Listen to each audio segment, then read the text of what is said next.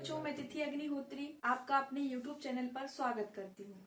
आज हम कक्षा 10वीं की एक नए अध्याय और नए IMP प्रश्न जो कि सीधे आपकी परीक्षा से रिलेटेड है आपके सामने लेकर आई हूँ। आज हम कक्षा 10वीं के अध्याय 3 दो चर वाले रैखिक समीकरण, इसके ऊपर कितने IMP प्रश्न हैं, किस तरीके के प्रश्न हैं, वो सारे विषय पर चर्चा करेंगे। तो हम इसमें सबसे पहले प्रतिस्थापन विधि के बारे में चर्चा करेंगे। प्रतिस्थापन विधि और विलोपन विधि, इसमें से दो महत्वपूर्ण विधियां हैं जिससे परीक्षा में सीधे प्रश्न हर वर्ष आते हैं। और जैसा कि सभी को विगत दिनों से पता है कि हमारी परीक्षा बहुत ही निकट है। 5 तारीख से 10वीं की परीक्षा स्टार्ट है, जिसमें विलोपन विधि और प्रतिस्थापन विधि का एक प्रश्न गणित की परीक्षा में आपको देखने को मिलेगा ही। तो हम इस विधि को स्किप ना करें और अच्छा यही होगा कि हम इसको अच्छे से डिटेल में इसके बारे में समझ लें, क्योंकि अब वो समय नहीं है कि हम एक एक चीज को बिल्कुल डिटेल से करने बैठेंगे तो उसमें बहुत समय लग जाएगा। तो हम क्या करेंगे, हर अध्याय में से जितनी IMP चीजें हैं जो सीधे परीक्षा में आती हैं, है ना, क्योंकि हमारा टारगेट क्या है, 100 में से 100 को लाना। तो हम वही काम करेंगे। यहाँ पे जो भी बिल्कुल इम्पोर्टेंट चीज है उसको उठाएंगे, उसको अच्छे से आपको समझाएंगे। आप खूब मेहनत करिए, खूब प्रैक्टिस करिए, ताकि गणित विषय में से आप 100 में से 100 अंक ला पाए। तो यहाँ पर सबसे इम्पोर्टेंट चीज है प्रतिस्थापन विधि, और इसके बाद हम विलोपन विधि के बारे में भी सीखेंगे। जैसे कि इसके नाम से पता चल रहा है, प्रति और स्थापन। इसका मतलब क्या हुआ, प्रति का मतलब होता है कॉपी। हम बोलते हैं ना कि कोई डॉक्यूमेंट है, इसकी इतनी प्रतियां करवा लूं, उसका मतलब क्या होता है, कॉपी। और स्थापन का मतलब क्या होता है, ट्रांसफर, या उसको कहीं और रखना उस चीज को। तो इस विधि में हम क्या करते हैं, जैसा कि नाम से इसके दिख रहा है, अध्याय के दो चर वाले रैखिक समीकरण, दो आपको समीकरण दिए जाएंगे। आपको उनमें से एक का मान निकाल के दूसरे के पदों में उसको समीकरण में रख के उसका मान निकालना है, x और y का, दो चर जो आपको दिए गए हैं। तो इस विधि को क्या कहते हैं हम, प्रतिस्थापन, है ना। एक का मान निकालो, उसकी कॉपी करके, यानी कि उसका मान दूसरी जगह ट्रांसफर कर दो, स्थापित कर दो। इस विधि को हम कहते हैं प्रतिस्थापन विधि। तो जैसे कि आपको दिख रहा है कि x धन y बराबर 14 और x ऋण y बराबर 4 को प्रतिस्थापन विधि से हल करके x और y के मान बताइए। तो इसके लिए हम क्या करेंगे, सबसे पहले हम क्या लिखते हैं, हल। फिर हम जो समीकरण हमें दिए हैं उनको हम नाम देंगे, समीकरण 1, समीकरण 2, है ना। तो हम क्या करेंगे, x धन y बराबर 14, इसको हमने दिया समीकरण नंबर 1। x ऋण y बराबर 4, इसको दिया हमने समीकरण नंबर 2। अब ये आपके ऊपर निर्भर करता है, आप समीकरण 1 से मान निकालेंगे या 2 से मान निकाल रहे हैं, ठीक है। तो हमने यहाँ पे देखा कि हमें जिसमें सहायता मिलेगी, जो हमें सरल लगेगा, हम उस तरीके से करते हैं। तो हमने क्या किया, समीकरण 2 से, समीकरण 2 क्या है हमारे पास बच्चों, x ऋण y बराबर 4।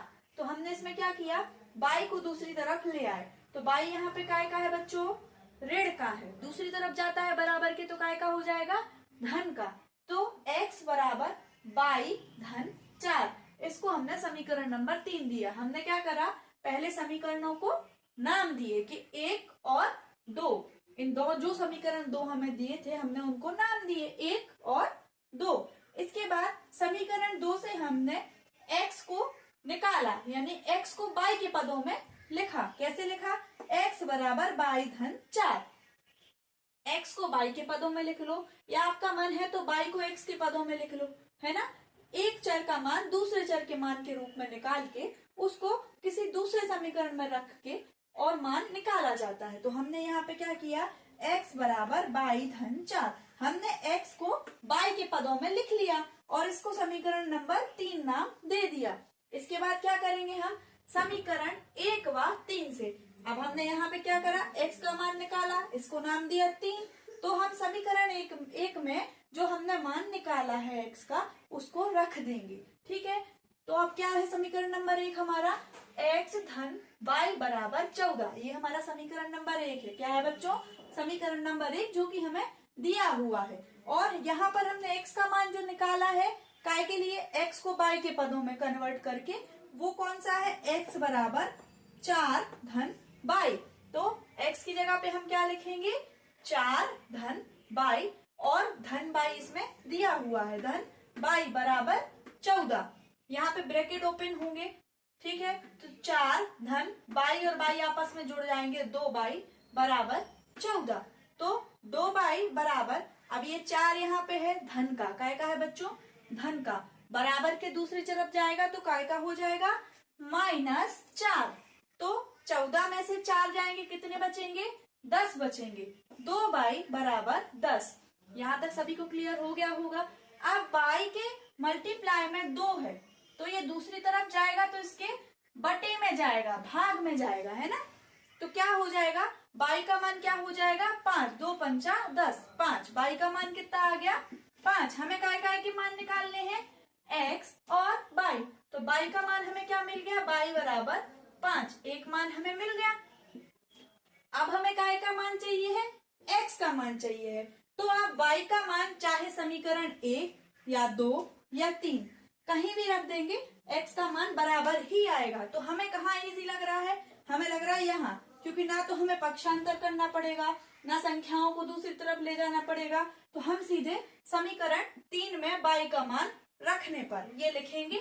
और समीकरण 3 क्या दिया है हमें, x बराबर 4 धन बाई। हमने यहाँ पे लिखा x बराबर 4 धन बाई, और बाई का मान रख देंगे। तो x बराबर क्या हो जाएगा, x बराबर 4 धन बाई का मान कितना है, 5। तो x बराबर कितना हो जाएगा, 9। इस प्रकार हमें x का मान भी मिल गया, कितना, 9। तो इन दोनों को हम क्या निकाल लेंगे, हमारे x और y के मान ये हो गए। तो इस विधि को हम क्या कहते हैं, प्रतिस्थापन विधि। प्रतिस्थापन विधि से हम x और y के मान इस तरीके से निकाल सकते हैं, ठीक है। तो सबसे पहले क्या करते हैं, हम जो 2 समीकरण हमें दिए हुए हैं उनको 1 और 2 नाम देते हैं।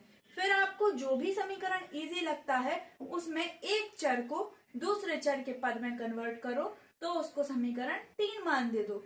या तो x का मान कर दो y के बराबर, या y को निकाल लो x के पदों में, जो कि हमने यहाँ पे किया।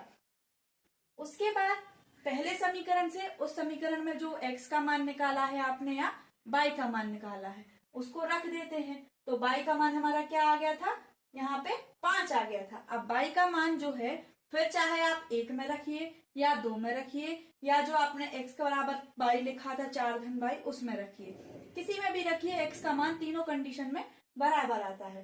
तो हमने क्या किया, समीकरण 3 में y का मान रखा, जिससे हमें x का मान मिल गया 9। तो हमारे x और y के मान क्या हो गए, 5 और 9। तो ये रहा हमारा प्रतिस्थापन विधि का एक सवाल। हम इस तरीके का एक और प्रश्न देखेंगे और उसको समझने की कोशिश करेंगे। बच्चों, प्रतिस्थापन विधि का एक प्रश्न अभी तक हम कर चुके हैं। अब हम एक दूसरा प्रश्न देखते हैं, है ना, प्रतिस्थापन विधि से, ठीक है। तो जैसे कि हमें 2 समीकरण दिए गए हैं, 7x ऋण 15y बराबर 2 और x धन 2y बराबर 3 को प्रतिस्थापन विधि से हल करना है, व x व y के मान बताने हैं। तो हमने पिछले प्रश्न में क्या करा था कि जो 2 समीकरण हमें दिए हैं उनको हम नाम देंगे सबसे पहले। तो हमने क्या करा, 7x ऋण 15y बराबर 2, इसको क्या करा, समीकरण नंबर 1। x धन 2y बराबर 3, इसको दिया समीकरण नंबर 2। अब हम फिर समीकरण 2 से x धन 2y बराबर 3, x बराबर 3 और 2y इस तरफ धन का है, दूसरी तरफ आएगा तो काय का हो जाएगा, ऋण का। तो 3 ऋण 2y, ये हमारा x का मान हो गया, 3 ऋण 2y। इसको हमने समीकरण नंबर 3 नाम दिया, ठीक है। अब हम क्या करेंगे, अब भाई x का मान तो ये बराबर ही हो गया काय के, 3 ऋण 2y के। चाहे आप x बोलो चाहे आप 3 ऋण 2y बोलो, दोनों कैसे होंगे, बराबर। क्यों होंगे, क्योंकि इनके बीच में बराबर का चिन्ह लगा हुआ है। अब हम समीकरण नंबर 1 उठाएंगे, ठीक है। 7x ऋण 15y बराबर 2, समीकरण नंबर 1। और समीकरण 3 से x का मान इसमें रखेंगे। तो हमने क्या किया, 7x ऋण 15y बराबर 2, समीकरण नंबर 1। समीकरण 3 से x का मान रखने पर अब इसमें हम क्या करेंगे, जो x का मान हमने निकाला था उसको रखेंगे। तो 7। x की जगह पे क्या लिखेंगे हम? 3 ऋण 2y। क्यों? क्योंकि x और 3 ऋण 2y दोनों एक ही बात है। तो 3 ऋण 2y और ऋण 15 बराबर 2। यहां तक सभी को क्लियर हो गया होगा, है ना? चलिए 7 का गुणा करेंगे अंदर। क्या है बच्चों? गुणा क्यों होगा? क्योंकि यहाँ ब्रैकेट लगा है, इनके बीच में कोई चिन्ह और नहीं है। जब कोई चिन्ह नहीं होता है तो काय का चिन्ह माना जाता है? मल्टीप्लाई का। तो 7 × 21 ऋण 7 दूनी 14 बाई ऋण 15 बाई बराबर 2। अब क्या करेंगे हम? जो अचर पद है उसको एक साइड ले जाएंगे और चर पदों को एक साइड लिखेंगे। ऋण 14 बाई और ऋण 15 बाई यही रहेंगे। और ये 21 हमें काय का दिख रहा है यहाँ पे बच्चों? धन का। ये इस तरफ जाएगा तो काय का हो जाएगा? ऋण का। तो हमने क्या किया? 21 को दूसरी तरफ ले गए बराबर की। तो ऋण 14 बाई ऋण 15 बाई बराबर 2 ऋण 21। तो ये दोनों आपस में क्या होंगे? क्या होंगे? जुड़ेंगे। क्योंकि समान चिन्ह है, ऋण और ऋण आपस में क्या हो जाते हैं? जुड़ जाते हैं। लेकिन चिन्ह काय का आएगा? ऋण का आएगा। तो ऋण 29 बाई बराबर ऋण 19। ठीक है। और ऋण से ऋण क्या हो जाएगा? कैंसिल। तो बाई बराबर 19/29। जो इसके गुणा में 29 लिखा है दूसरी तरफ बटे में चला जाता है। तो बाई का मान हमें मिल गया। क्या मिल गया? 19/29। अब बाई का मान जो हमें मिला है उसको हम क्या करेंगे? x के समीकरण में रखेंगे। समीकरण कौन सा माना हमने? x बराबर 3 ऋण 2y।